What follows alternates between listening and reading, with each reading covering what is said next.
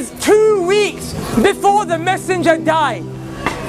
The Prophet was sitting with his companions and he became very sad. He said, I yearn to meet my brothers and I yearn to meet my sisters. Bilal radiallahu anh looked to the Prophet and he said, Ya Rasulullah, your brothers and your sisters are here, we're here. And the Prophet looked at all of his companions. He looked at Abu Bakr, Uthman, Ali, the greatest people to walk the face of this earth from this ummah, and he said, you are not my brothers. You're my companions. He said, my brothers and my sisters are those who will come. They will believe in me and they have not seen me. And the Prophet said, I can't wait. I wish I could meet you guys.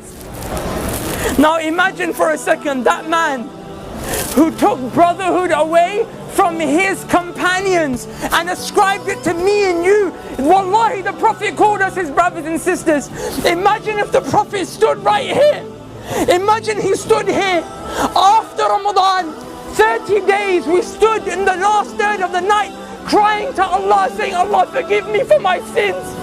Then literally the next day the Prophet saw us out here free mixing, boys and girls dressed inappropriately, smoking shisha.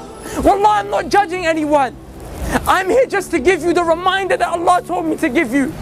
But how embarrassed and sad would you feel that the Prophet ﷺ would see you in such a state? Brothers, take yourself, my brothers and sisters, take yourself to the day of judgment.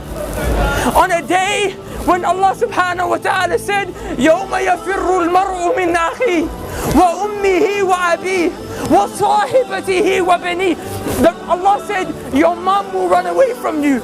Rather, you will run from your mum. Wallahi, your mum will smile at you burning in the hellfire. Wallahi, billahi, tallahi, dhalika yawmul haq. You will see it with these eyes. The same way you see my face today. You will see people whose mothers are smiling and thanking Allah that their sons and daughters are burning in the hellfire because they got saved. The mother got saved because she took some deeds from that son and daughter that wronged the mum. That day your mum won't spare you. On that day, the only man that will look around, the only man who will go around into sajda, he will fall, waiting, crying to Allah so that we can be saved and go to Jannah, is Muhammad sallallahu alayhi wasallam. But I tell you something, Wallah, he won't recognize you unless you are from those who prayed, because the hadith of the Prophet tells us that the Prophet will notice you from the marks of sajda on your foreheads and the marks of wudu on your arms.